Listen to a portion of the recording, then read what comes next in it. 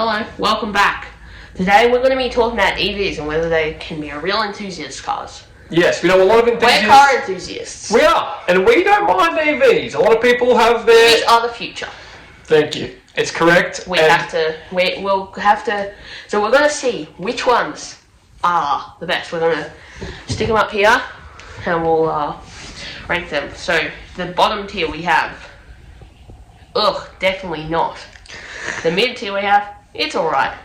And then in the top tier we have I Want One. Yes, the top tier will be the enthusiast EV dreams. The middle will be if you don't have quite as much money, but you kind of want a good EV still, or just they don't quite fit the mold for enthusiasts, but they're okay. They're a good car. The bottom ones are kind of like just avoid at all costs. Grandma's cars. Avoid Grandma's EV. Yes. So I'm going to these... be picking them at random. So I'm not going to. I might know because of the size of them, but I'm not going to. I'm just going to pick one randomly. So let's see. Our first pick is. What we got? Hyundai Ioniq 5N. The Hyundai Ioniq 5N. Now, I would say top tier. I think that would be probably up there with one of the best EVs, if not the best EV I can think of for enthusiasts. Yeah, it was number one on our list, right? So we have started Crash High, and that's completely random. We did not do that on purpose. So there's a whole wall here, but we've started way up high with the 5N. Now, some key features of a 5N that make it great for enthusiasts. First and foremost, you still get some cool engine sounds, even though it's an EV. I think, that might stay at the top of our list. But let's pick another one. What's next? Here we go. Can we keep it going top Kia tier? EV6. Now, we all know that Honda and Kia are... It's an SUV. Like, the other one's an SUV, but it's a cool SUV. Yes. I would put this mid-tier because it's a great EV, but it's not really... It's not quite an enthusiast car. It's not an enthusiast It would be an incredible family car. Oh, 100%. I mean, the Ioniq 5N can do both, right? Because it is an SUV as well. So let's go mid-tier on the Kia. Let's go like... Because we will have a ranking by the end of it, and we'll show you top to bottom. Yeah, so... Let's see what's next.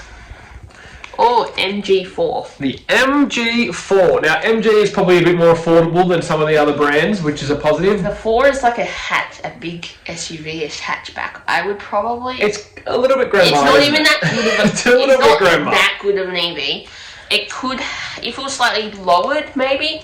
Okay, if you could lower it, maybe.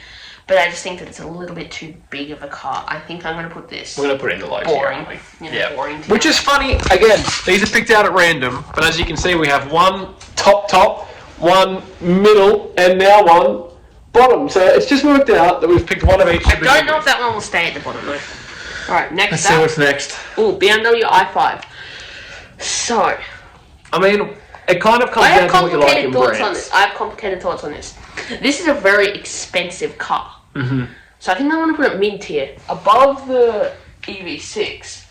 But not above the 5N.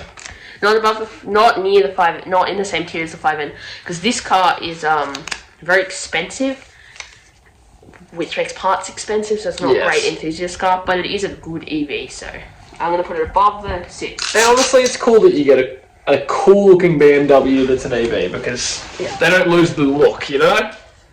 So it goes above the Kia, Definitely stuff that up. but below the 5N. The 5N's in a league of its own currently. Yep, well, let's see if the next car can dethrone it. Oh, BYD Seal.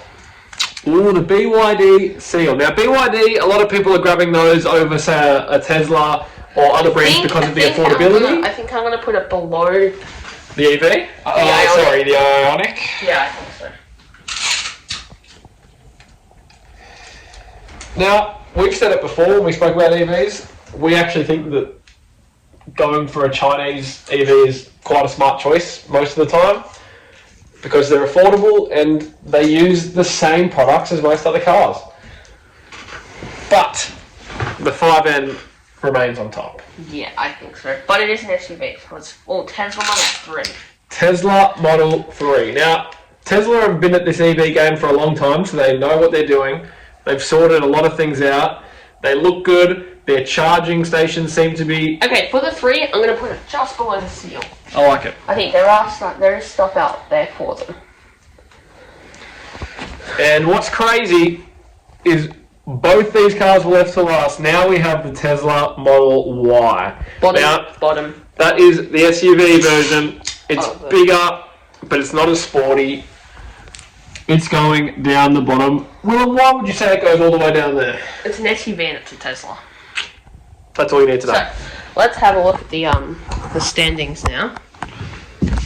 So at the top we have the Ioniq 5N. Then at the bottom, then below it we have the BYD Seal. Then the Tesla 3, BMW i5, Kia EV6, and then the MG4. And then down the bottom we have the Tesla Model Y. Thanks so much for watching. If you haven't already, make sure you subscribe. Like, comment, go on our community page. We're going to have some awesome polls coming up. So make sure you tap into all that. Cars_mad. This is your place for all things cars. Also, subscribe to our other channel, Cars_reactions. We might have new videos coming up soon. Exactly. Subscribe.